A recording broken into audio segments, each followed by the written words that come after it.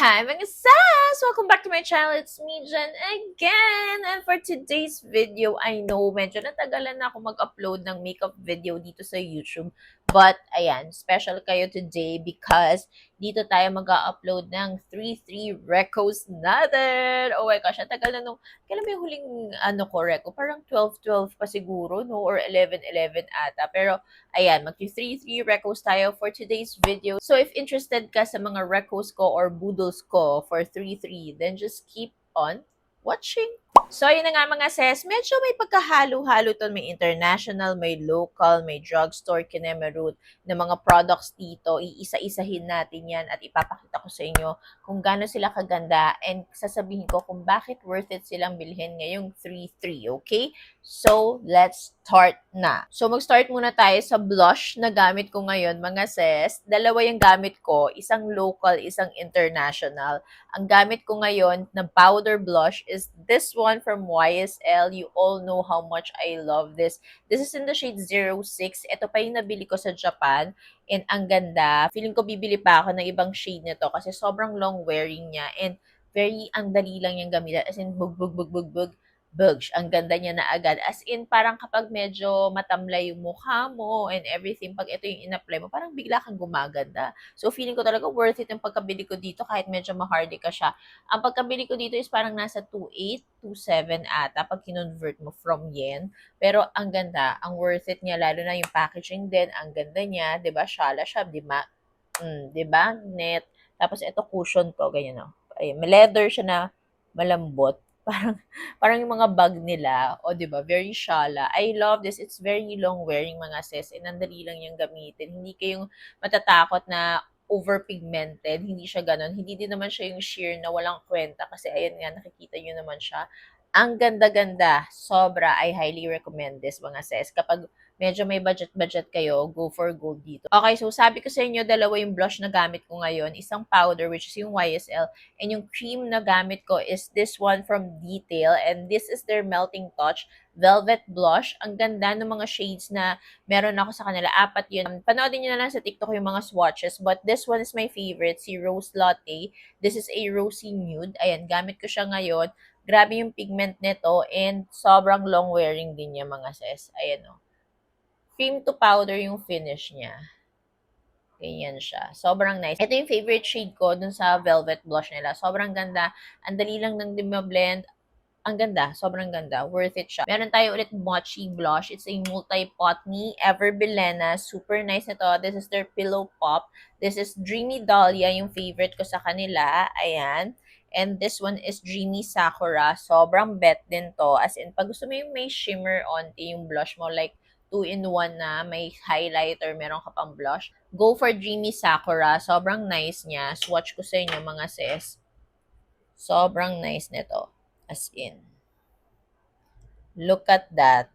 Look at that. Sobrang perfection. And hindi siya yung mga mochi blush na, alam mo yun, tumitigas afterwards. Ito, ganun pa rin talaga yung formulation niya. Ang ganda. Sobra. Long wearing din to. Same with Detail. So, this one is Dahlia naman. Ito, matte yung finish niya. And ang ganda din. 'Di ba? Very natural lang yung datingan niya. Alam mo parang meron siyang blurring effect pag tinry mo na siya sa face mo or binlend mo na sa face mo. Ang ganda niya mga sis. Last na sa blush mga sis, this one is from Teviant. Ito hindi to bagong product pero bagong shade nila. This is their Velvet Drop in the shade Lizzy. Sa lahat ng shades na nirelease nila, ito yung parang pinaka gamit na gamit ko talaga. Even nung nag-Japan kami, ito yung daladala ko, si Lizzy. Sobrang nice niya. It's a mauve shade. And it's long wearing too.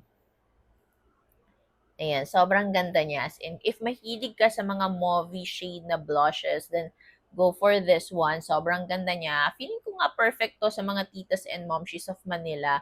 Feeling ko talaga mabebeta nila to kasi super nice niya. Ayan siya, oh. 'Di ba? Next sa lips naman mga sis, ito yung bagong shades ng Color Drip ni Colorette.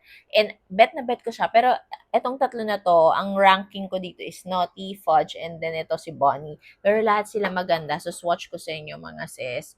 Ito si Naughty. Sobrang nice niya. Doon sa unang mga nirelease nilang shades, si Sugar lang yung nabetan ko. Pero dito sa tatlo, lahat sila nabetan ko. Ito, this is Naughty. Bet na bet. Then, this is Fudge. Ayan. Cool tone naman to. Ayan. Then, if gusto niyo yung fresh-freshan, go for Bonnie. Sobrang lakas yung maka-fresh. Ayan. Ito yung tatlo. Ang ganda niya. This is Naughty, Fudge, and Bunny. Sobrang perfection, mga sis, I swear. Ang ganda niyan. Kahit sino bilin mo dun sa tatlo, perfection siya, promise. Next sa lips is this one from Muse. This is their Peptide Lip Oil Butter or Gloss Balm. Super nice din ito. Very lightweight siya. Ang lakas niya maka-road, ang lakas niya maka-Sonny's face, yung mga ganong eksena. Mas lightweight to kesa kay road, mga sis. Pero yung shades, amazables, ang ganda. And ayun yung applicator niya. Ayan, may metal siya. Very nice and very lightweight. Ang shade na favorite ko sa kanya is this one, si 1989. Sobrang nice. Ayan siya. Very lightweight to. Sa lahat ng nag-release ng mga gatong lip peptide kineme na local brand, ito yung pinaka-lightweight talaga, as in.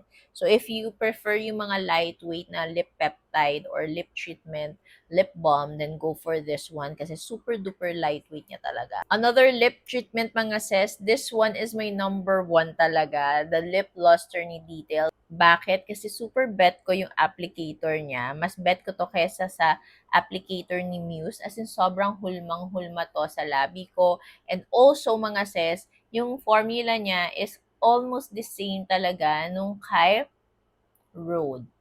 Mas bet ko to. Kasi nandun siya sa gitna. Kasi di ba si Sonny's Face heavy na lip treatment siya compared kay Rhode. Si Muse naman, sobrang lightweight niya compared kay Rhode. Ito, as in parang same-same sila. Nasa gitna sila eh. Alam mo yun? Kaya gusto ko siya. Kasi ayoko din naman ng sobrang lightweight. So, depende na lang talaga yan sa bet nyo. If gusto nyo ng very lightweight, go for Muse. Gusto nyo ng medyo heavy, go for Sonny's Face. And if gusto nyo sa middle, go for Detail. Ayan. Ang favorite shade ko dito is this one, si Sorbet. As in, super bet. Ayan. This one is Survey. This one is 1989 ni Muse. Sobrang nice. But kahit sino bili mo sa kanila, very bet talaga, mga sis. Ang galing nga ngayon ng mga local brands eh. Next for the lips, mga sis, ito, sobrang nabetan namin ni Natalia. This is the Heart Lip Duo ni Chuchu Beauty. Super nabetan namin to, lalo na yung packaging. Ito talaga, kala ko parang inhaler siya. Tapos ginaganyan siya. Super cute. And hindi lang siya cute, alam mo yon, sobrang ganda din ng formula niya. Like, merong matte and then meron ding, meron siyang luminizer, parang gloss. Kaya, nabetan naming magnanay. Ayan, ganyan siya, oh. May gloss, tas merong matte. Tapos kapag nilagay mo sa lips, ang perfect, ang ganda. Ang hindi ko lang bet dito is sobrang clean na naman niya. Hindi ko alam kung bakit paiklian ata ang ginagawa ni Chuchu, pero sobrang gusto ko to. Gusto din nila Talia to. Kaya yung mga pink and red shade na sa kanya na, ito na lang natitira sa akin kasi ito naman talaga din yung bagay. So, ito, bug sa akin to. Next naman is from Nature Republic. Ito yung parang pina-blind box sa akin. Hindi ko pa ata na-upload yung video na yun sa TikTok. But this one is their Cotton Melting Lip. This one, melting lip siya. Pero di ba usual na melting lip is yung glossy and medyo may pagka-messy siya.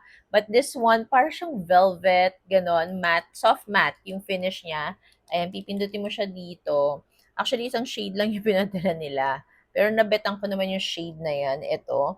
Malakas maka Tita and Mom She's of Manila. Mauve shade siya. This is in the shade, anong shade na to?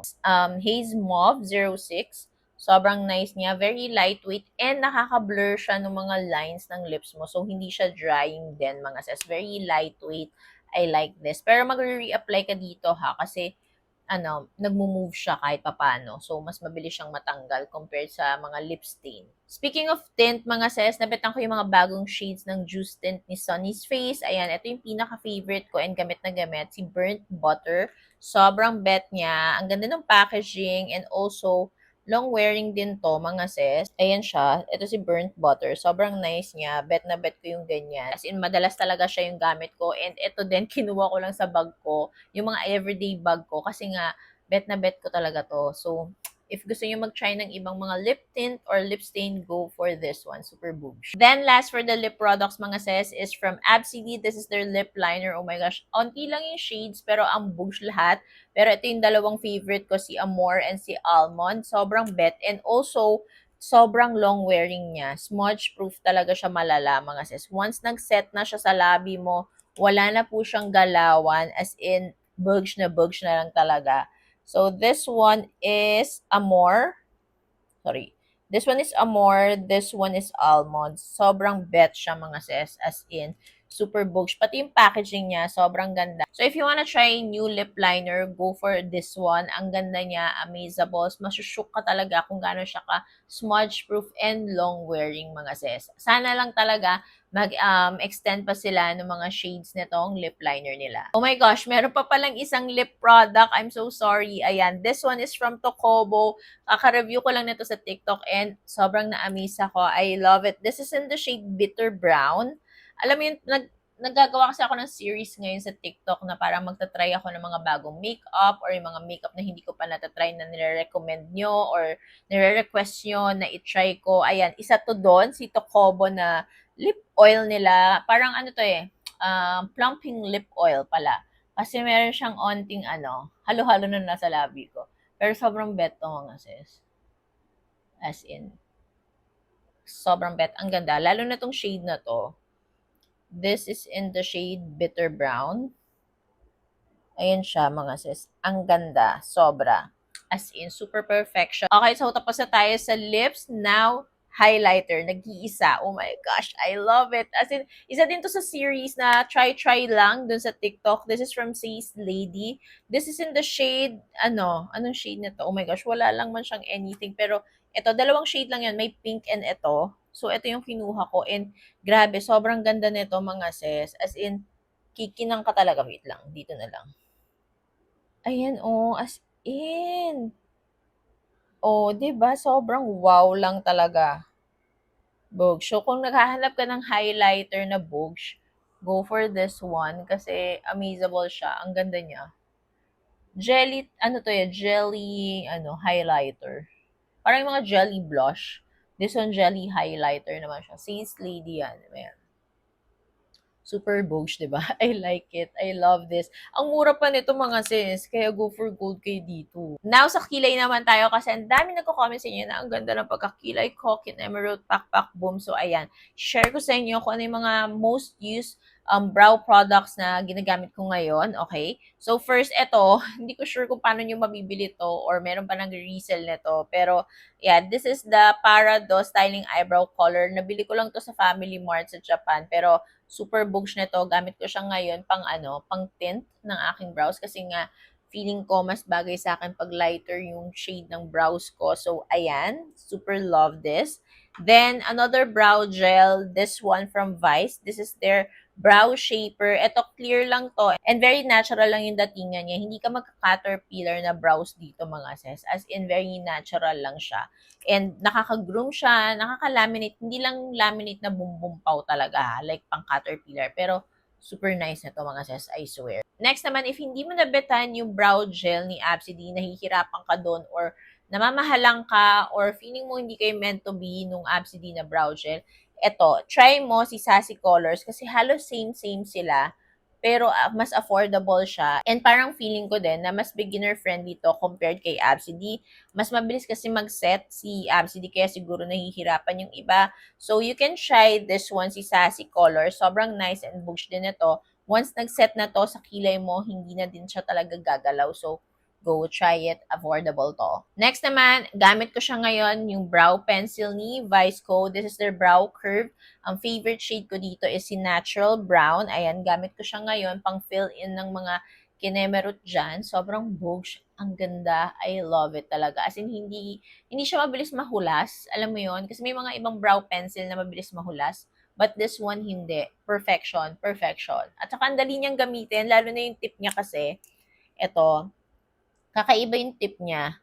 And, ang dali lang gamitin. Talagang ganon. Ang dali lang. Promise. Then, last for the brows, mga sis, is this one. Ito yung bagong product ni Strokes. Oh my God. This is their Microblade Pen Hybrid. Yes, hybrid na kasi merong isang tip na ganyan. And yung kabila is dual brush tip na siya. O, diba? Tapos 0.02 millimeters lang to mga sis. Ganun siya kanipis. And gamit ko siya ngayon as in sobrang perfection.